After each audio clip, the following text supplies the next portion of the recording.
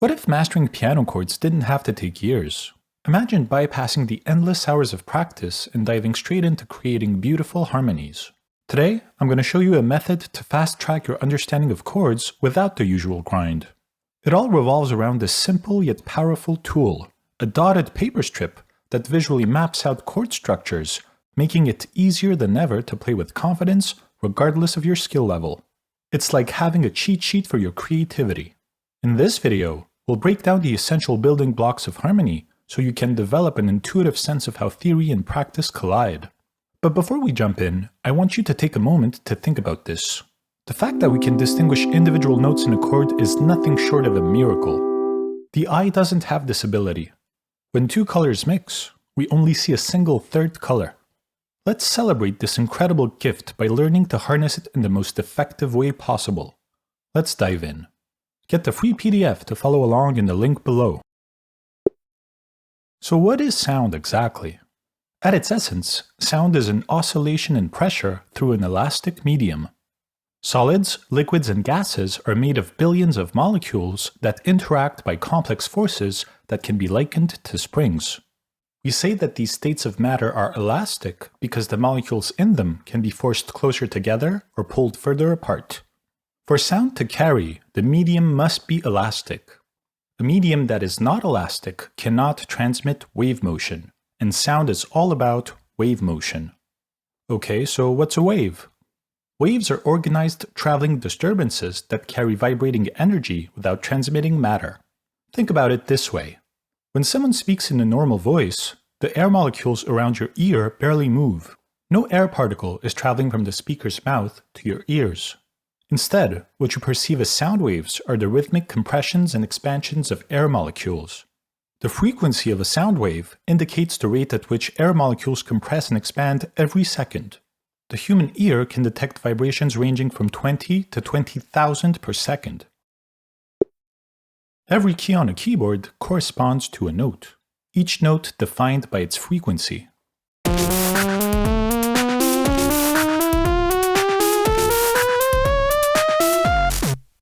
Pitch refers to our perceptual interpretation of frequency.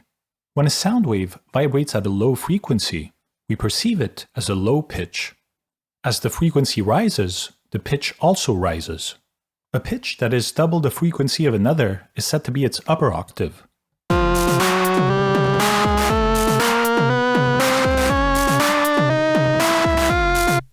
Conversely, a pitch at half the frequency of another corresponds to its lower octave.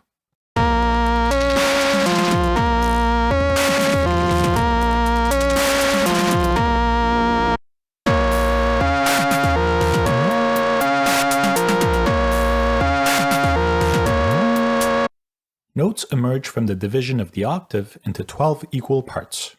Each of these 12 segments carries a corresponding letter name. Notes that are octave multiples of each other share the same letter name.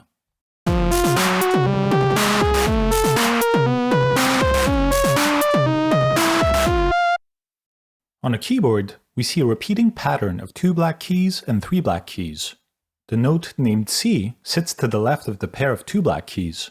The note names unfold in the following manner. While the keyboard layout might suggest a difference between black and white keys, every note, regardless of color, is equally spaced within an octave. The distance between any two notes is called an interval. A half step is the distance between any note and its immediate neighbor.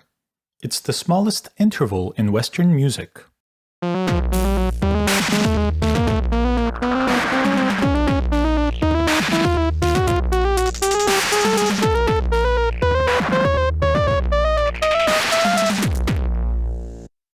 A whole step is the distance between any note and its second neighbor. 2 half steps make a whole step.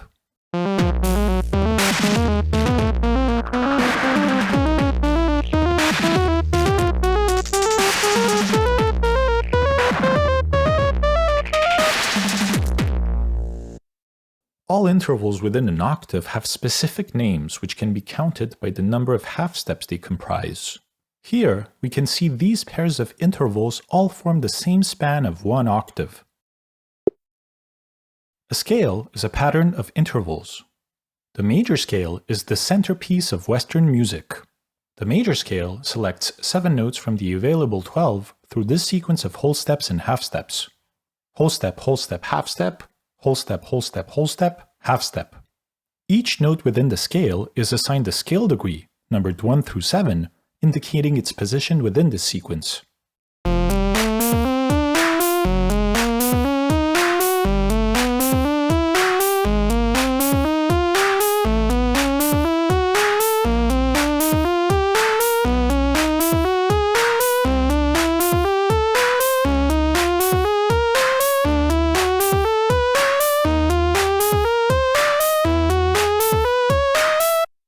The first scale degree is called the root note, or tonic. It's the anchor from which the rest of the notes are categorized. This whole half pattern can be slid sideways so the root note lands on any of the 12 notes. As a result, we get 12 unique major scales. When a melody aligns with the notes of a specific scale, it is said to be in that particular key. If a melody uses the notes of the C major scale, we say it's in the key of C major. If we liken the major scale to the solar system, we can think of scale degrees as planets orbiting the Sun. In this analogy, the Sun represents our tonic, which exerts the most amount of gravitational pull. It's the point of return, the anchor around which all melodies and harmonies want to resolve back to.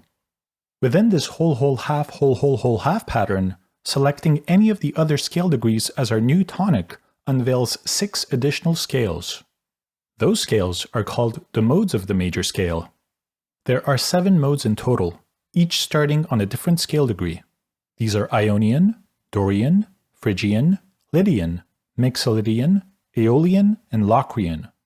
It will be important to memorize these names, as they will come up time and time again. When I say Ionian, you should think first mode. When I say Dorian, you should think second mode, and so on.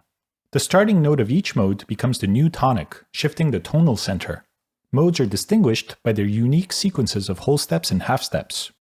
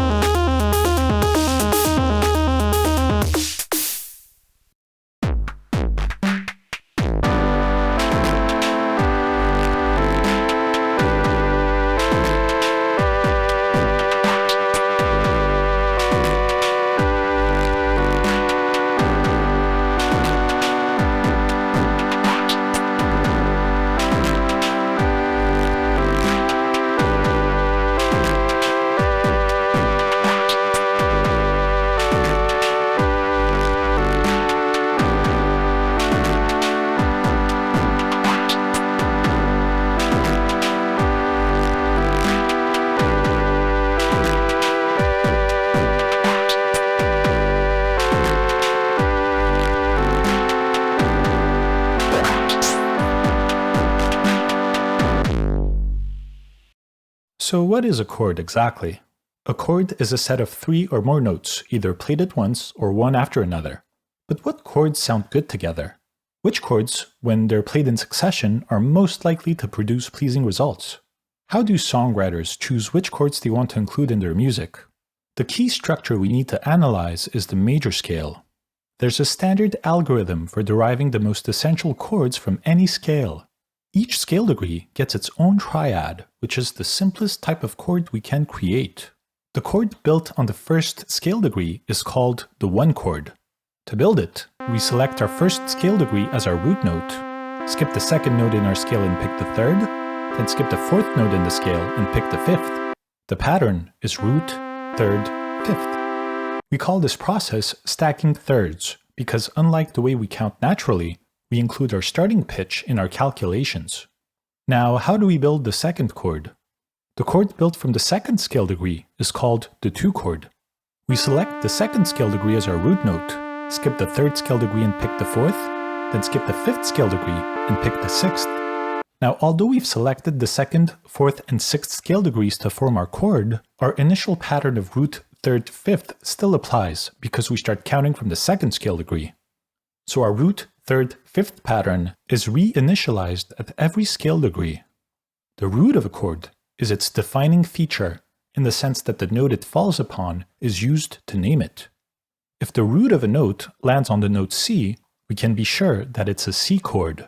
What type of C chord it happens to be is then defined by the other notes in that chord.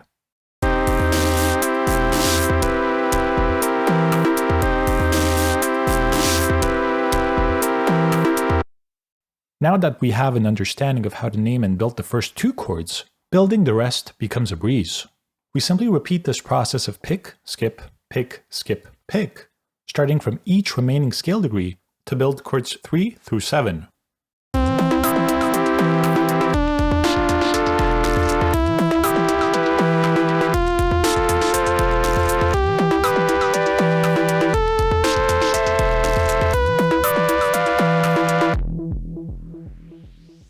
You'll have noticed that we use Roman numerals to name the triads built from the scale degrees of the major scale. If you're not caught up with your Roman numerals, do take the time to learn the first 7, as they will be the key to analyzing our harmonic progressions. We use numbers to define our triads because these harmonic structures can be built from any of the 12 major scales. Although the pitch names of our triads change for every scale, these intervallic relationships remain the same across all keys. Because despite black and white keys being named differently, there is no functional difference between them. And there we have it. We've built 7 triads, one for each scale degree of the major scale, and we figured out that this structure is valid for every major scale. You could spend a lifetime exploring different combinations of these chords in various sequences across all 12 starting positions. The key takeaway here is that these 7 chords form the basis of harmony and are inevitably bound to sound good together, as they're built from the same scale. Now the next key question is, what types of chords have we built? Are they all the same despite the fact that they start from different reference points? The answer, as you've likely guessed, is no. Because of the specific sequence of whole steps and half steps found in the major scale, we get 3 different chord types across our 7 triads. 1, 4, and 5 are major chords, 2, 3, and 6 are minor chords, and 7 is a diminished chord. So what's so different about these chords anyway? Major chords are built by stacking 3 half steps over 4 half steps. Minor chords are built by stacking 4 half steps over 3 half steps. And diminished chords are built by stacking 3 half steps over 3 half steps.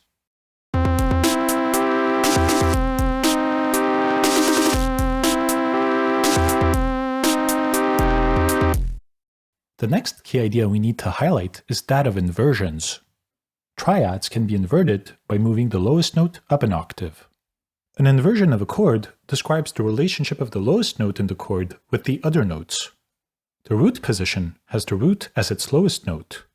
The first inversion has the 3rd as its lowest note. The second inversion has the 5th as its lowest note.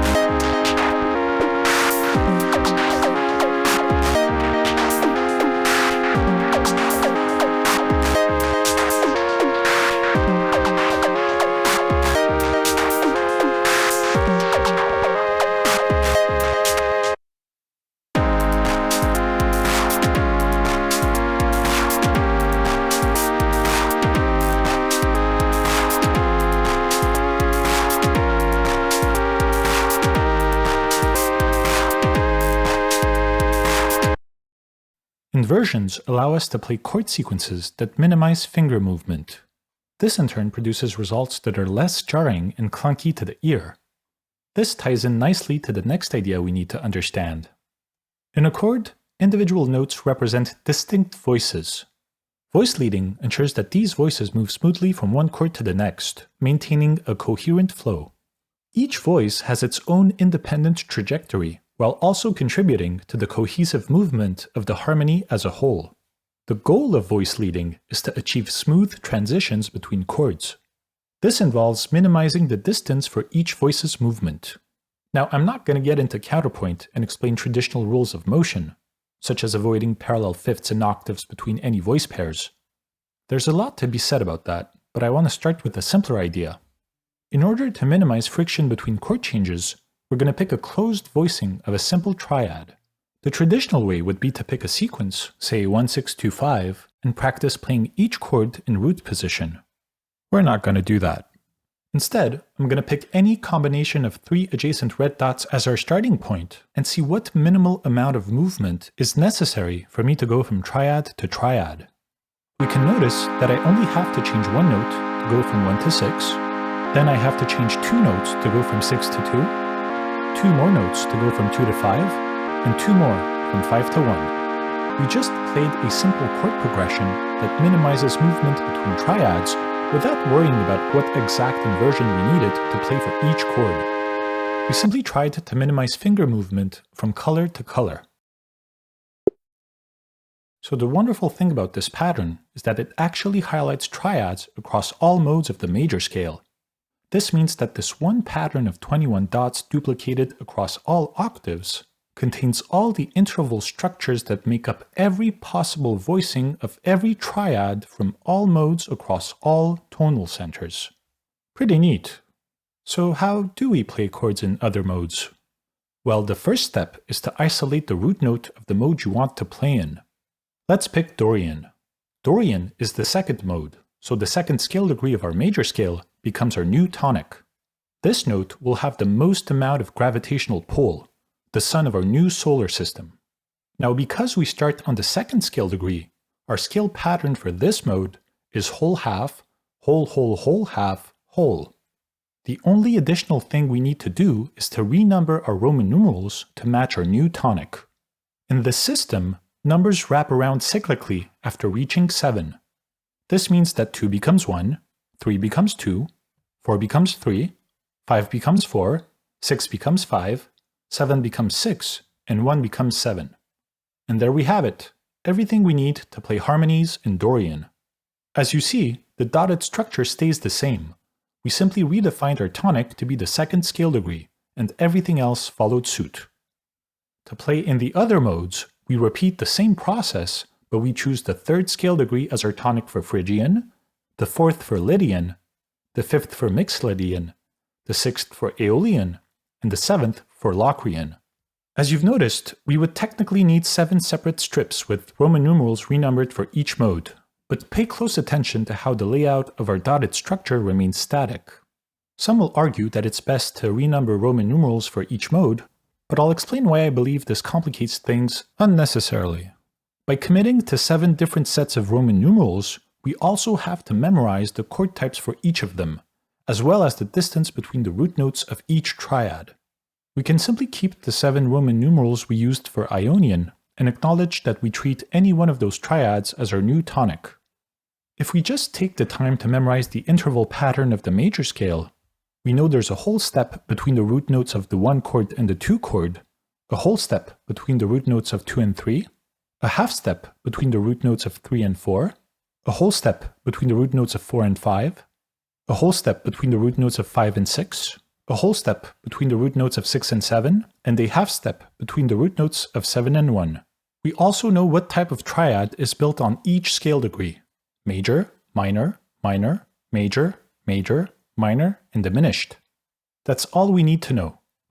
If I play in Dorian and act as if the 2 chord is my tonic, I already know the distance between the root notes of the remaining triads, because they're the same as the Ionian mode, only the numbers need to be transposed. This might not be a hassle for one mode, but 7 becomes a tall order for noticeably diminishing returns.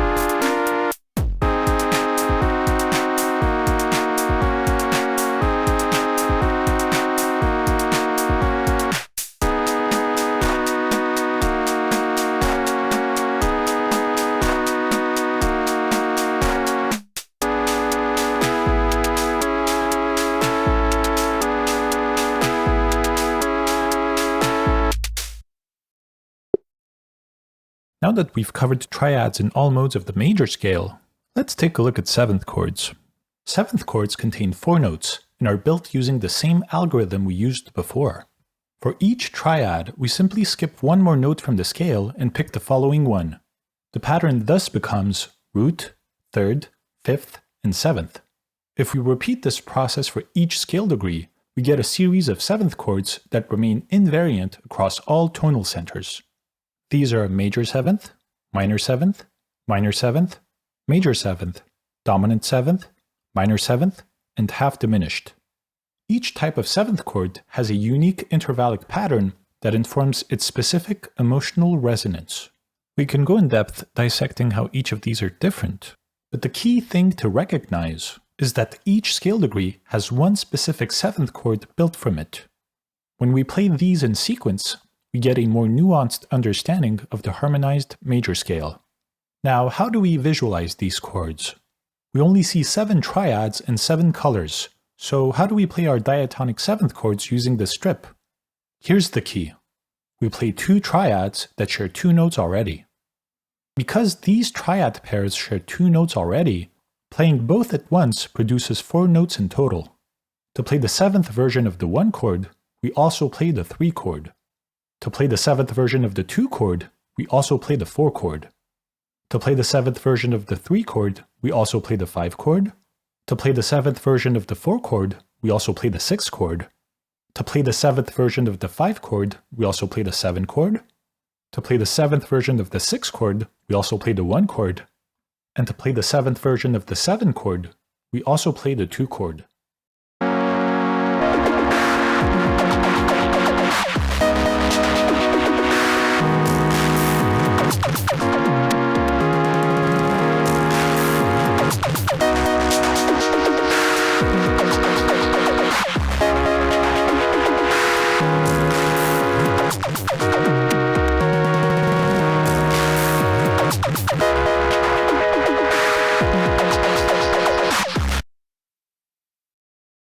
Can you notice a pattern between these triad pairs?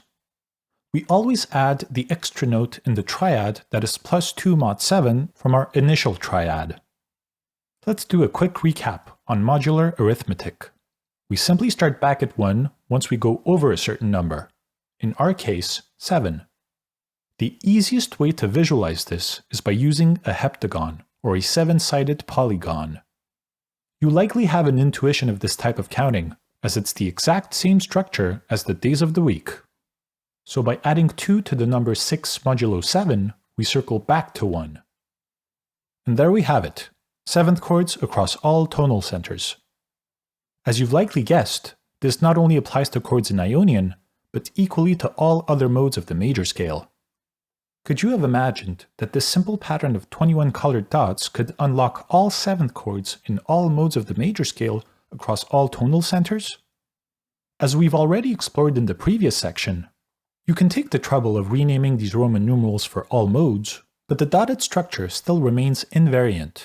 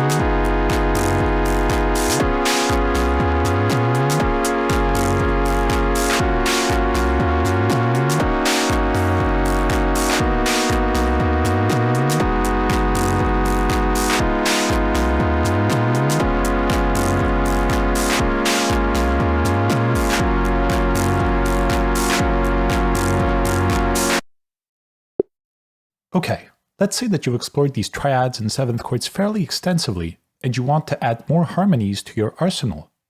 You're in luck, because we're going to explore some non-diatonic chords, i.e., chords that are not native to our scale. These foreign chords bring different emotional resonances when you combine them with chords that are safely within the bounds of our major scale. We're going to explore 6 variations of our diatonic chords. Leaving our tonic intact, we'll explore the major version of the 2 chord, the major version of the 3 chord, the minor version of the 4 chord, the minor version of the 5 chord, the major version of the 6 chord, and the flattened major version of our 7 chord. Why these specifically? Well, as you can tell, major and minor chords are the most common types of chords we use, and 5 of our new chords are simply major or minor alterations of our original chords. Now, how do we visualize these variations? We simply add an additional dot for each triad we want to modify. Only one, you ask? Yes, because as it turns out, only one note distinguishes our major chords from our minor chords. If you recall the interval spacing for major and minor chords, you notice that adding 3 half steps over 4 half steps or 4 half steps over 3 half steps gets us to the same place. This means our first and last notes are identical in both major and minor chords, assuming we start from the same reference pitch. The one slight exception is our 7 chord, which is diminished in our major scale. If we flatten the root of our 7th triad, we actually get a major chord that is built on a note which happens to be outside of our major scale. Let's hear some of these chords in action.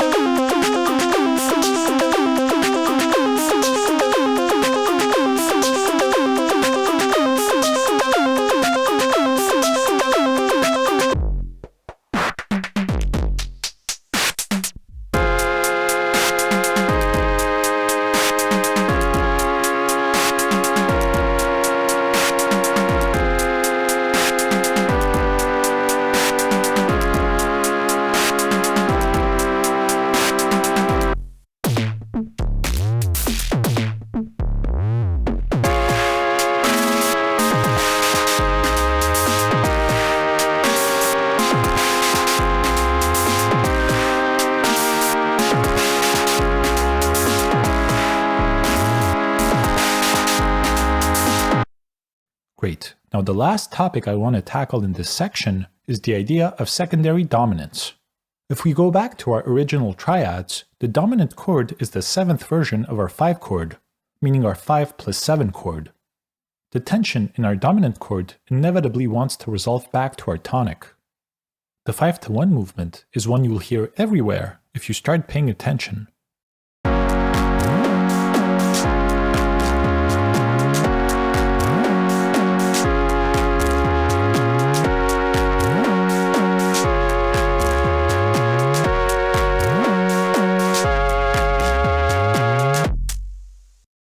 Consequently, you can find a similar pattern in the Aeolian mode.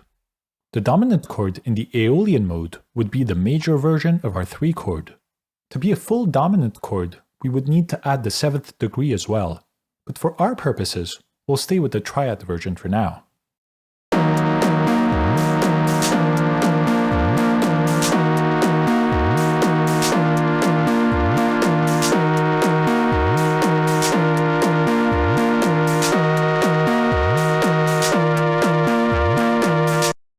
Secondary dominant chords are dominant chords built 7 half steps from the roots of our diatonic chords. The dominant of one is our 5 chord. The dominant of the 2 chord is actually the major version of our 6 chord. The dominant of 4 is our 1 chord. The dominant of our dominant turns out to be the major version of our 2 chord. And the dominant of our 6 chord is the major version of our 3 chord.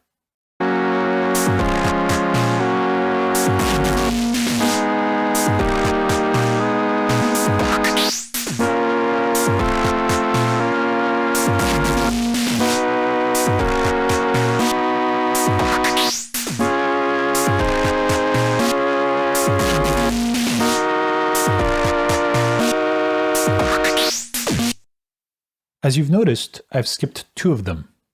First, the dominant of the 7 chord is rarely used, since a secondary dominant wants to fool your ear into thinking that the chord that follows is our new home base. But a diminished chord is too unstable to act as a tonic, so it's used very rarely. The last one we skipped is the trickiest one to visualize. The dominant of our dominant in the Aeolian mode is the major chord built from the 7th scale degree of our major scale. As unexpected as it might be, the major chord built from the flattened 7th scale degree is far more common than the major chord built from the 7th scale degree itself. Learning to modulate is the last key to truly unlocking the vastness of harmony. The way to modulate is by simply moving the strip to outline chords in other keys. Here are 7 common modulation types. Direct modulation. This is where you start playing in a different key without any prior harmonic preparation, just jumping straight into it.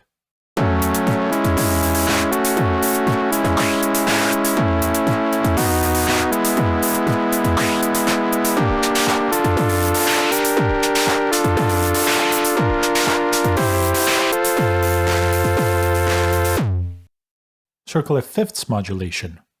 This is where you move the strip up a fifth, or 7 half steps. Your tonic chord from the previous key becomes your 5 chord in your new key. You can cycle through all keys by moving up a fifth or down a fourth, effectively chaining 1s that become 5s that lead to new 1s.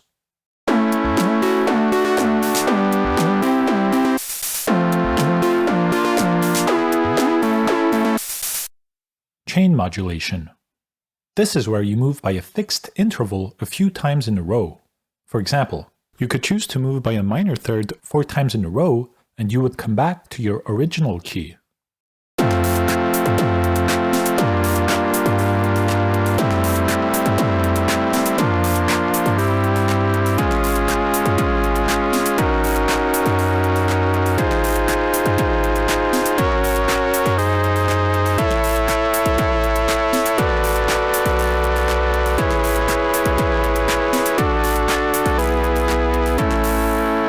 Relative modulation. This is where you shift the tonal center using the same scale. This means we can modulate without moving the strip.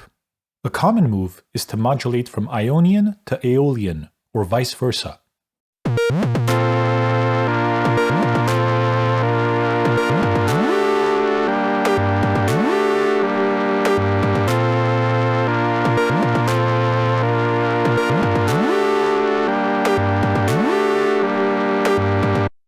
Parallel modulation. This is where we keep the same tonic but switch modes.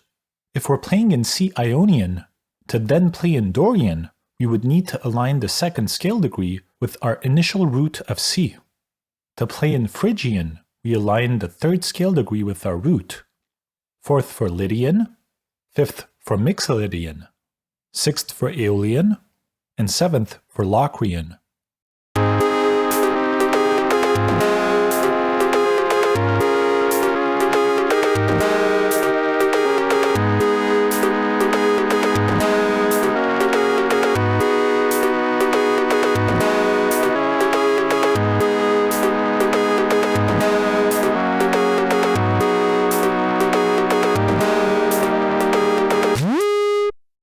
Chromatic modulation. This is where we modulate incrementally by half steps, either up or down.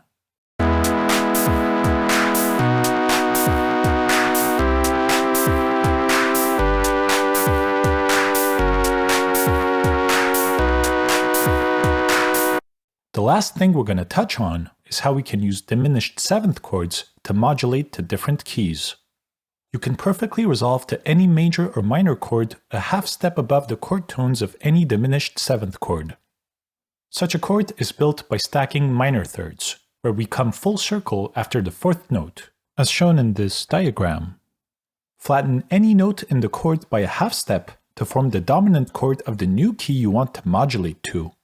Starting from any diminished seventh chord, if you move a half step down and you land on the root of the 5 chord, then 5-7 leads to 1. If you move a half step down and you land on the root of the 3 chord, then 3-7 leads to 6. If we highlight this triangular structure as the diminished seventh chord, we can find 4 strip positions where they highlight the same chord.